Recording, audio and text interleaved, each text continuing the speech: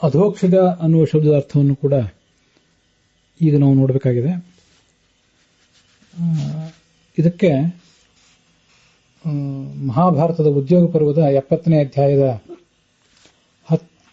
10ನೇ ಶ್ಲೋಕ ಒಂದು ಆಧಾರವಾಗಿ ನಮಗೆ ಸಿಗ್ತದೆ. ಅಧೋ ನ ಕ್ಷೀಯತೆ ಜಾತೋ ಯಸ್ಮಾತ್ ತಸ್ಮಾತ್ ಅಧೋಕ್ಷಜಃ. ಈ ಭಗವಂತ ಸಂಸಾರದ ಧರ್ಮಕ್ಕೆ ಯಾವತ್ತೂ ಒಳಪಡದವನು, ಕೆಳಗೆ ಆತ ಬೀಳುವವನಲ್ಲ. ಕ್ಷೀಯತೆ, ಈ ಕ್ಷಯ ಅನ್ನುವುದೇ ಇಲ್ಲ ಅವನಿಗೆ. ಹೀಗೆ ಅಧಃ ಕೆಳಭಾಗದಲ್ಲಿ ನ ಕ್ಷೀಯತೆ, ಕೆಳಗೆ ಬರುವುದು ಅಂದ್ರೆ ಸಂಸಾರಕ್ಕೆ ಬರುವುದು ಅಂದ್ರೆ ಕೆಳಗೆ ಬರುವುದು, ಆ ಥರ ಅವನಿಗಿಲ್ಲ. ಆದ್ರಿಂದ ಅವನನ್ನು ಅಧೋಕ್ಷಜ ಅಂತ ಹೀಗೆ ವರ್ಣಿಸ್ತಾರೆ. ಅಧಃ ನ ಕ್ಷೀಯತೆ ಜಾತು ಅಂತ. ಅಲ್ಲಿ ಅಧೋಕ್ಷಜ ಅಂತ ಹೀಗಿದೆಯಲ್ಲ, ಜ ಅಂದ್ರೆ ಯಾವತ್ತೂ ಕೂಡ ಅಂತ ಅರ್ಥ. ಬೇರೆ ಕಡೆ ಎಲ್ಲ ಅಜ ಇತ್ಯಾದಿ ಶಬ್ದಗಳನ್ನು ಪ್ರಯೋಗ ಮಾಡಿದಾಗ ಜ ಅಂದ್ರೆ ಹುಟ್ಟುವವನು ಅಂತ ಅರ್ಥ ಆಗ್ತಿರ್ತದೆ.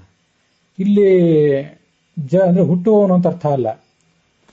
ಅಧೋ ನ ಕ್ಷೀಯತೆ ಜಾತು, ಯಾವುದೇ ಸಂದರ್ಭದಲ್ಲಿಯೂ, ಯಾವುದೇ ಕಾಲದಲ್ಲಿಯೂ, ಯಾವುದೇ ವಿಷಯದಲ್ಲಿಯೂ, ಯಾವುದೇ ದೇಶದಲ್ಲಿಯೂ ಆತ ಅಪಕರ್ಷವನ್ನು ಹೊಂದುವವನಲ್ಲ.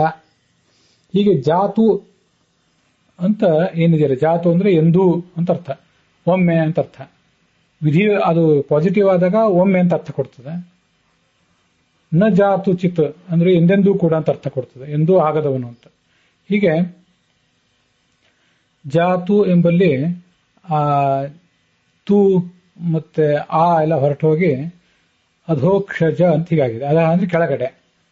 ಕ್ಷ ಅಂತಂದ್ರೆ ಕ್ಷೀಣಿಸುವುದು. ನ ಕ್ಷೀಯತೆ, ಕ್ಷೀಣಿಸುವುದಿಲ್ಲ. ಅಧಃ ಅಕ್ಷ. ಹೀಗೆ ಕ್ಷ ಅಂದ್ರೆ ಕ್ಷೀಣಿಸುವುದು, ಅ ಅಂದ್ರೆ ಕ್ಷೀಣಿಸದವನು, ಅಧಃ ಅಂದ್ರೆ ಕೆಳಭಾಗದಲ್ಲಿ, ಕೆಳಗೆ ಬಿದ್ದು ಕ್ಷೀಣಿಸುವವನಲ್ಲ.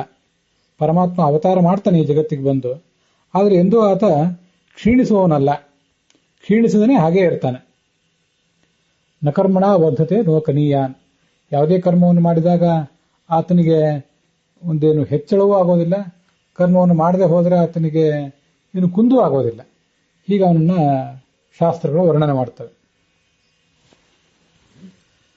ಇನ್ನೊಂದು ಪ್ರಸಿದ್ಧವಾದ ಅರ್ಥ ಅಕ್ಷ ಅಂತಂದ್ರೆ, ಅಕ್ಷಜ ಅಂದ್ರೆ ನಮ್ಮ ಇಂದ್ರಿಯಗಳಿಂದ ಹುಟ್ಟಿದಂಥ ಪ್ರತ್ಯಕ್ಷ ಜ್ಞಾನ.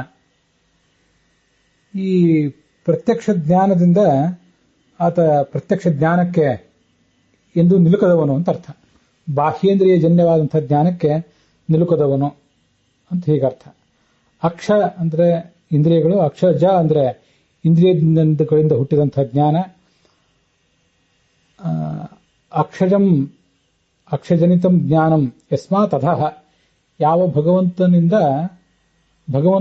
ಮುಟ್ಟಲಿಕ್ಕಾಗದೆ ಆ ಪ್ರತ್ಯಕ್ಷಜನ್ಯವಾದಂತಹ ಜ್ಞಾನಗಳೆಲ್ಲವೂ ಕೂಡ ಸೋತು ಹೋಗ್ತವೆ, ಅವು ಕೆಳಗೆ ಉಳಿತವೆ, ಭಗವಂತ ಮೇಲೆ ಹೋಗ್ತಾನೆ. ಹೀಗರ್ಥ ಅದಕ್ಕೆ. ಯಥೋ ವಾಚೋ ನಿವರ್ತಂತೆ ಅಪ್ರಾಪ್ಯ ಮನಸಾ ಸಹ ಅಂತ ತೈತ್ರಿ ಉಪನಿಷತ್ತಿನ ಮಾತು. ವಾಚಃ ಎಲ್ಲ ಶಾಸ್ತ್ರಗಳು ಕೂಡ ಮನಸಾ ಸಹ, ಮನಸ್ಸಿನ ಜೊತೆಗೆ, ನಮ್ಮ ಮನಸ್ಸಿಗಾಗಲಿ ನಮ್ಮೆಲ್ಲರ ಮಾತುಗಳು, ವೇದವೂ ಕೂಡ ಯಥೋ ನಿವರ್ತಂತೆ, ಆ ಪರಮಾತ್ಮನ ಬಳಿಗೆ ಹೋಗ್ಲಿಕ್ಕಾಗದೆ ಹಿಂತಿರುಗಿ ಬರ್ತವೆ, ಕೆಳಗೆ ಕುಸಿತವೆ ಅಂತ ತಿಳ್ಕೋಬಹುದು ಅಂತ ಅವನನ್ನ ಆ ಭಗವಂತನನ್ನು ವರ್ಣನೆ ಮಾಡ್ತಾರೆ. ಎಲ್ಲ ಮಾತುಗಳು, ನಮ್ಮ ಮನಸ್ಸು ಕೂಡ ಅವನನ್ನು ಮುಟ್ಟಲಾರದು. ಮಾತಿನ ಅಭಿಮಾನಿ ದೇವತೆಯಾದಂಥ ಲಕ್ಷ್ಮೀದೇವಿ ಕೂಡ ಅವನ ಸ್ಥಾನಕ್ಕೆ ಏರಲಾರರು, ಅವನನ್ನು ವರ್ಣಿಸಲಾರಳು ಕೂಡ. ಮನೋಭಿಮಾನಿಗಳಾದಂಥ ದೇವತೆಗಳು ಕೂಡ ಅವನನ್ನು ಪೂರ್ಣವಾಗಿ ವರ್ಣಿಸಲಾರರು, ಅವನ ಸ್ಥಾನಕ್ಕೂ ಕೂಡ ಬರಲಾರರು. ಇದು ನಾವು ಇನ್ನೊಂದು ಅರ್ಥದಿಂದ ತಿಳ್ಕೋಬೇಕು. ಆದರೆ ಅಧೋನ ಕ್ಷೀಯತೆ ಅಕ್ಷಜನಿತಂ ಜ್ಞಾನಂ ಅಂದ್ರೆ ಪ್ರತ್ಯಕ್ಷ ಜ್ಞಾನ, ಯಸ್ಮಾತ್ ಅಧಃ ಅನ್ನೋದಕ್ಕೆ ಶ್ಲೋಕ ಏನೂ ಕಾಣಿಸೋದಿಲ್ಲ. ಶಾಂಕರ ಭಾಷ್ಯದಲ್ಲಿ ಉದ್ಧೃತವಾದಂತಹ ಶ್ಲೋಕ ಒಂದು. ದ್ಯೌರಕ್ಷಂ ಪೃಥ್ವೀಚಾಧಃ ತಯೋರ್ಯಸ್ಮಾದ ಅಜಾಯತ ಮಧ್ಯೆ ವೈರಾಜರೂಪೇಣ ಇತಿವಾ ಅಧೋಕ್ಷಜ ಅಂತ. ವಿಷ್ಣು ಸಹಸ್ರನಾಮಕ್ಕೆ ಶಂಕರಾಚಾರ್ಯರು ಬರೆದಂತಹ ಭಾಷೆ ಇದ್ದಿರಬೇಕಿದೆ. ಆಕಾಶ ಮತ್ತು ಪೃಥ್ವಿ ಮಧ್ಯದಲ್ಲಿ ವಿರಾಟ್ ರೂಪದಿಂದ ಆತ ವ್ಯಕ್ತನಾದವನು. ಅದಕ್ಕಾಗಿ ಅವನನ್ನು ಅಧೋಕ್ಷರ ಎಂಬ ಶಬ್ದದಿಂದ ಕರೀತಾರೆ.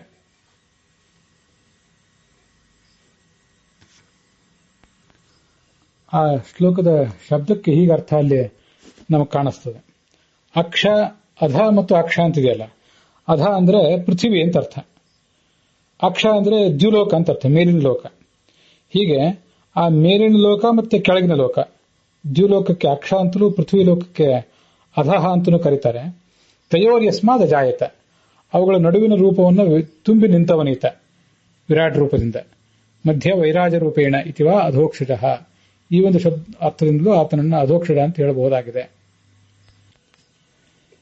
ಶಾಂಕರ ಭಾಷ್ಯದಲ್ಲೇ ಉದ್ಧೃತವಾದಂತಹ ಮತ್ತೊಂದು ಶ್ಲೋಕ, ಅಧೋಭೂತೆ ಯಕ್ಷಗಣೆ ಪ್ರತ್ಯಗ್ರೂಪ ಪ್ರವಾಹಿತೆ ಜಾಯತೆ ತಸ್ಯ ವೈಜ್ಞಾನಂ ತೇನ ಅಧೋಕ್ಷಜ ಉಚ್ಯತೆ. ನಮ್ಮ ಪ್ರತ್ಯಕ್ಷದಿಂದ ಹುಟ್ಟುವಂತಹ ಜ್ಞಾನ ಮತ್ತೆ ಆ ಜ್ಞಾನವನ್ನು ಹುಟ್ಟಿಸುವಂತಹ ಇಂದ್ರಿಯಗಳ ಸಮೂಹ ಇದೆಲ್ಲ ಅಂತರ್ಹಿತವಾದಾಗ, ಆ ಪರಮಾತ್ಮನನ್ನ ತಿಳಿಸುವ ಪ್ರಯತ್ನವನ್ನ ಅದು ನಿಲ್ಲಿಸಿದಾಗ, ನಾವು ಸೋತೆವು ಅಂತದ್ದು ಹೇಳಿದಾಗ, ಆವಾಗ ಪರಮಾತ್ಮನ ಜ್ಞಾನ ನಮ್ಮ ಸ್ವರೂಪಭೂತವಾದ ವ್ಯಕ್ತಿತ್ವಕ್ಕೆ ಬರಬೇಕು. ಅಕ್ಷಗಣೆ ಪ್ರತ್ಯಗ್ರೂಪ ಪ್ರವಾಹಿತೆ, ಅದೆಲ್ಲವೂ ಅಂತರ್ಮುಖವಾದಾಗ, ಇಂದ್ರಿಯಗಣ ಅಂತರ್ಮುಖವಾದಾಗ ಆ ಪರಮಾತ್ಮನ ಜ್ಞಾನ ಬರಬೇಕು. ಇಂದ್ರಿಯಗಳು ಬಹಿರ್ಮುಖ ಆಗಿದ್ದಾಗ ಬಾಹ್ಯ ವಸ್ತುಗಳನ್ನೇ ತಿಳಿಸ್ತವೆ, ನಮ್ಮ ಸುತ್ತಮುತ್ತ ಇರುವಂತಹ ಭೋಗ ಪದಾರ್ಥಗಳನ್ನೇ ಅವು ತಿಳಿಸ್ತವೆ. ಇಂದ್ರಿಯಗಳೆಲ್ಲವೂ ಅಂತರ್ಮುಖವಾದಾಗ, ಮನಸ್ಸೂ ಕೂಡ ಅಂತರ್ಮುಖವಾದಾಗ, ಮನಸ್ಸಿನಿಂದಲೇ ಒಂದು ಮಾನಸ ಅಪರೋಕ್ಷ ಬರ್ತದೆ ಪರಮಾತ್ಮಂದು. ಆ ಮಾನಸ ಅಪರೋಕ್ಷವನ್ನು ಕೂಡ ತೊರೆದು ಮುಂದೆ ಸ್ವರೂಪ ಅಪರೋಕ್ಷವನ್ನು ಆತ ಪಡ್ಕೊಳ್ತಾನೆ ಅಂತ ಭಾಗವತದ ತಾತ್ಪರ್ಯದಲ್ಲಿ ಪೃಥು ಮಹಾರಾಜನ ಕಥೆ ಇತ್ಯಾದಿಗಳನ್ನು ಹೇಳುವಾಗ ಹೇಳ್ತಾರೆ. ಹಾಗಾಗಿ ಇಂದ್ರಿಯ ಸಮೂಹ ಅಂದರೆ ಮನಸ್ಸು, ನಮ್ಮ ಬಾಹ್ಯ ಕಣ್ಣಿಗಂತೂ ಅವನು ಕಾಣಿಸೋದಿಲ್ಲ, ಅದು ವಿಷಯ ಬೇರೆ. ಮನಸ್ಸು ಆದರೂ ಕೂಡ ಹೊರಗಿನ ವಿಷಯಗಳ ಬಗ್ಗೆ ಆಲೋಚಿಸುವುದನ್ನು ನಿಲ್ಲಿಸಿ ಒಳಮುಖವಾದಾಗ ಆತ ಕಾಣಬಲ್ಲ ಅಂತ ಈಗ ಅದರ ಅರ್ಥ. ಇದು ಕೂಡ ಶಾಂಕರ ಭಾಷ್ಯ, ವಿಷ್ಣು ಸಹಸ್ರನಾಮದ ಭಾಷ್ಯ, ಅಲ್ಲಿ ಉದ್ಧೃತವಾದ ಶ್ಲೋಕ ಹೀಗೆ ಕಾಣಿಸ್ತದೆ ನಮಗೆ. ಶಾಂತಿ ಪರ್ವದ 342ನೇ ಅಧ್ಯಾಯದಲ್ಲಿ ಪೃಥ್ವಿ ನಭಸೆ ಚೋಭೆ ವಿಶ್ವತೆ ವಿಶ್ವತೋ ಮುಖೆ ತಯೋ ಸಂಧಾರಣಾರ್ಥಂ ಹಿ ಮಾಂ ಅಧೋಕ್ಷಜ ಮಂಜಸ ಅಂತ 82ನೇ ಶ್ಲೋಕ ಹೊಂದಿದೆ. ದ್ಯುಲೋಕ ಮತ್ತು ಪೃಥ್ವಿ ಲೋಕಗಳನ್ನು ಸರ್ವತೋಮುಖ, ಎಲ್ಲ ಕಡೆ ಹರಡ್ಕೊಂಡಿರುವಂಥವು ಅಂತ ವರ್ಣಿಸ್ತಾರೆ. ನಾನು ಅವುಗಳನ್ನು ಅನಾಯಾಸವಾಗಿ ಧರಿಸಿರುವುದರಿಂದ ನನಗೆ ಅಧೋಕ್ಷಜ ಎಂಬ ಹೆಸರಿದೆ. ನಾವೀಗಾಗಲೇ ಅದನ್ನು ನೋಡಿದ್ವಿ, ಶಾಂಕರ ಭಾಷೆಯಲ್ಲಿ ಉದ್ಧೃತವಾದಂತಹ ಒಂದು ಶ್ಲೋಕ ಅಂತ ಹೇಳಿ.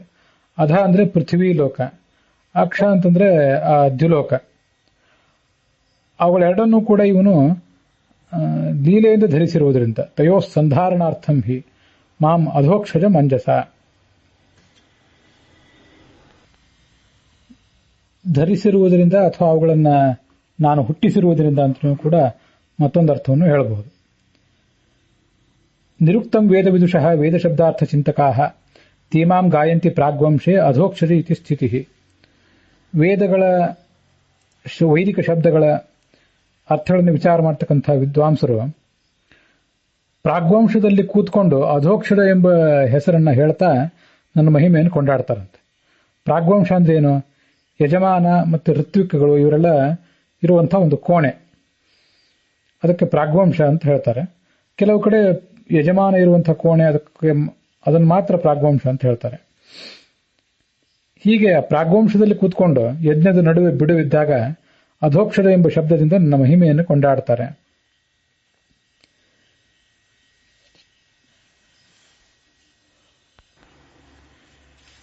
ಶಬ್ದ ಏಕಪದೈರೇಷಃ ವ್ಯಾಹೃತಃ ಪರಮರ್ಷಿಭಿಃ ನಾನ್ಯೋ ಹ್ಯಧೋಕ್ಷಜೋ ಲೋಕೆ ಋತೆ ನಾರಾಯಣಂ ಪ್ರಭುಂ. ಇದು 84ನೇ ಶ್ಲೋಕ ಅದೇ ಅಧ್ಯಾಯದಲ್ಲಿ. ಅಧೋಕ್ಷಜ ಎಂಬ ಶಬ್ದ 3 ಪ್ರತ್ಯೇಕ ಪದಗಳ ಸಮುದಾಯ ಅಂತ ಜ್ಞಾನಿಗಳು ಹೇಳ್ತಾರೆ. ಶಬ್ದ ಏಕ, ಒಂದೇ ಶಬ್ದ ಇದು. ಪದೈಹಿ, ಪದಗಳು ಮಾತ್ರ ಅದರಲ್ಲಿ 3 ಇವೆ. ಅಧೋ ಅ ಮತ್ತೆ ಧೋಕ್ಷ ಮತ್ತೆ ಜ ಅಂತ. ಅದಕ್ಕೆ ವ್ಯಾಖ್ಯಾನ ಮಾಡೋರು ಹೀಗೆ ಮಾಡ್ತಾರೆ. ಅ ಅಂದ್ರೆ ಲಯಸ್ಥಾನ, ಧೋಕ್ಷ ಅಂದ್ರೆ ಪಾಲನ ಸ್ಥಾನ, ಜ ಅಂದ್ರೆ ಉತ್ಪತ್ತಿಯ ಸ್ಥಾನ. ಸೃಷ್ಟಿ ಸ್ಥಿತಿ ಪಾಲನ ಈ ಮೂರನ್ನು ಯಾರು ಮಾಡ್ತಾನೆ, ಈ ಕ್ರಿಯೆಗಳಿಗೆ ಯಾರ ಆಶ್ರಯ, ಅವನಿಗೆ ಅಧೋಕ್ಷಜ ಎಂಬ ಶಬ್ದದಿಂದ ಶಾಸ್ತ್ರದಲ್ಲಿ ಹೇಳ್ತಾರೆ. ಆತ ಸ್ವಯಂ ನಾರಾಯಣನೇ ಆಗಿದ್ದಾನೆ ಅಂತ ಅದರ ವರ್ಣನ ಕೇಳಿ ಬರ್ತದೆ. ಇಲ್ಲಿಗೆ ಆ ಅಧೋಕ್ಷರ ಶಬ್ದದ ಚಿಂತನ ಮುಕ್ತಾಯ ಕಂಡಿದೆ.